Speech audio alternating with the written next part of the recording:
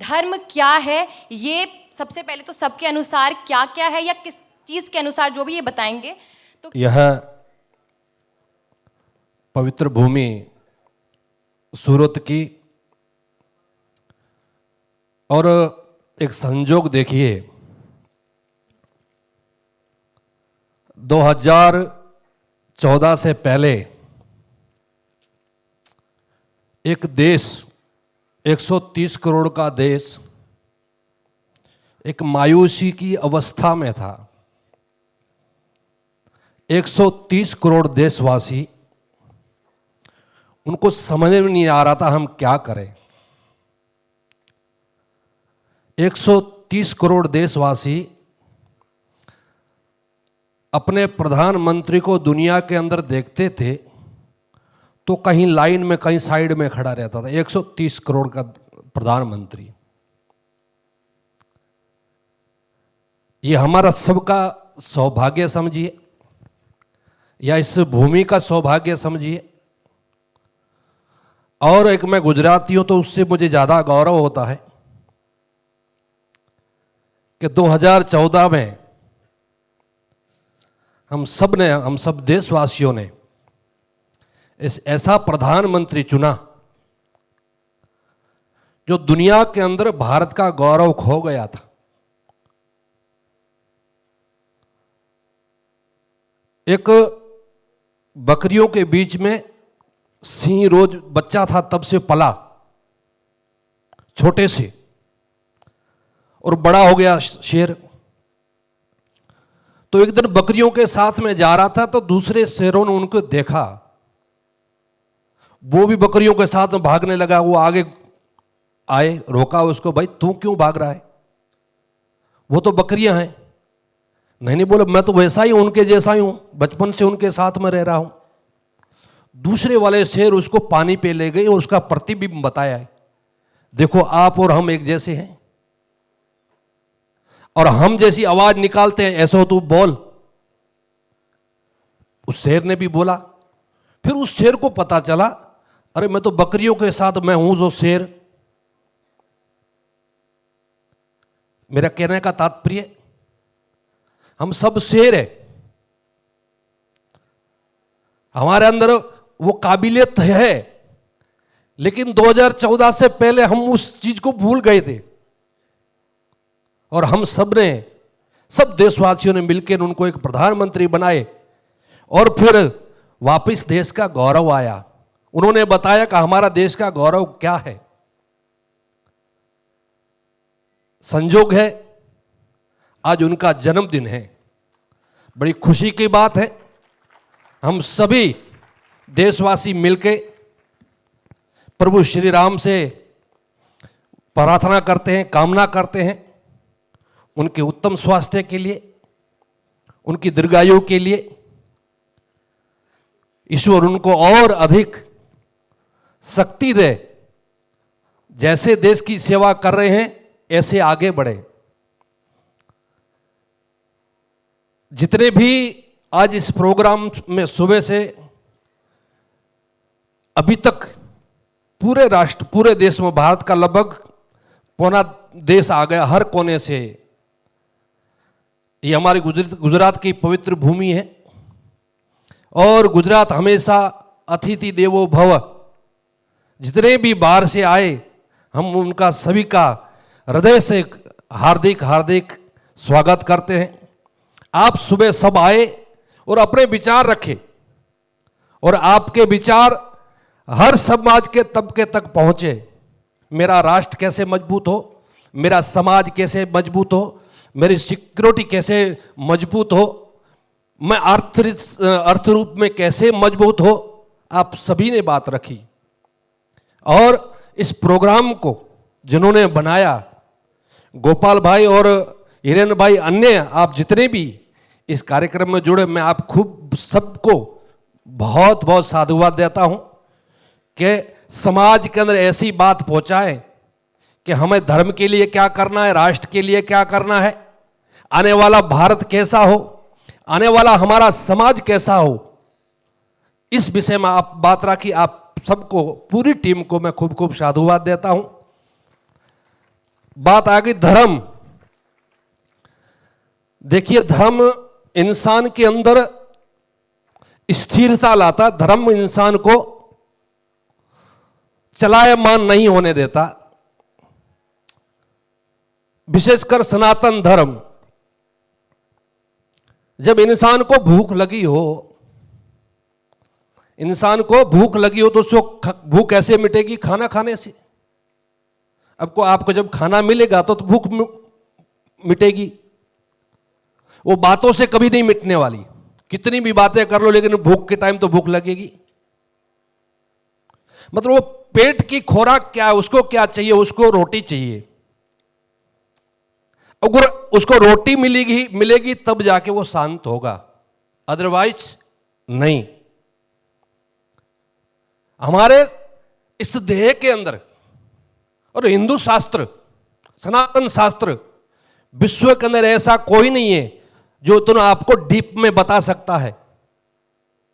शरीर के एक एक अंग कहां क्या बस रहा है, उस शरीर के अंदर उसकी क्या गतिविधि है, शरीर के अंदर वो क्या क्या काम करता है। इंपॉर्टेंट, हमारे शरीर के अंदर महत्वपूर्ण है वो आत्मा। हम कहते हैं आत्मा।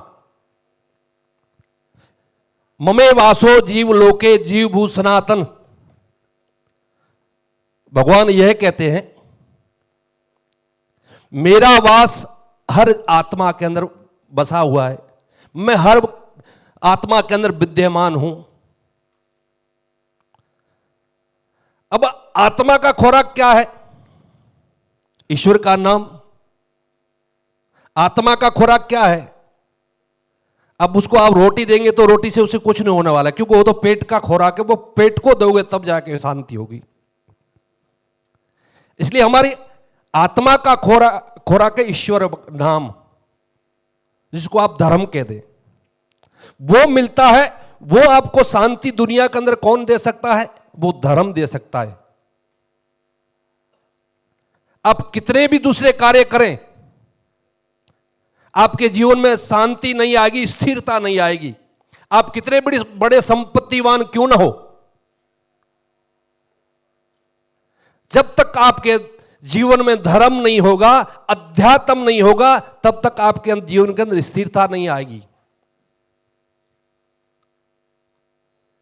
इंसान क्या है? अपने आप को जानने के लिए ही धर्म होता है, और हर जीव को जानने के लिए धर्म ही आपको बता सकता है। धर्म ही बता सकता है ये क्या है, ये पृथ्वी क्या है, संसार क्या है, इसके अंदर जीव का क्या कार्य है, जीव क्या करता है। नहीं तो हर दिन आपके मन में प्रश्न उठते होंगे, अरे ये कैसा है, ये कैसा है, ये कैसे हुआ। मेरा मानना है हर तरफ से व्यक्ति की जो रक्षा करता है उसको कहते हैं धर्म।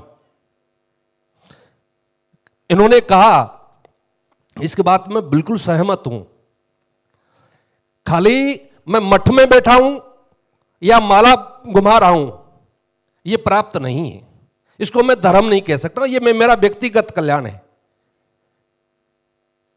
धर्म तो ये है हर समाज की हर तरफ से रक्षा करनी। और धर्म क्या होता है? धर्म न तो आतंकवादी बनाता है और धर्म न कायर बनाता है। मैं थोड़ी हिंदू समाज की बात करता हूं। हमारे समाज ने एक मानसिकता थोड़ी बना दी थी, भाई हम किसी के सामने हाथ नहीं उठाए, क्यों? हम तो भाई धर्मी हैं, अगर हम किसी के सामने खड़े हो गए तो अधर्मी कहलाएंगे।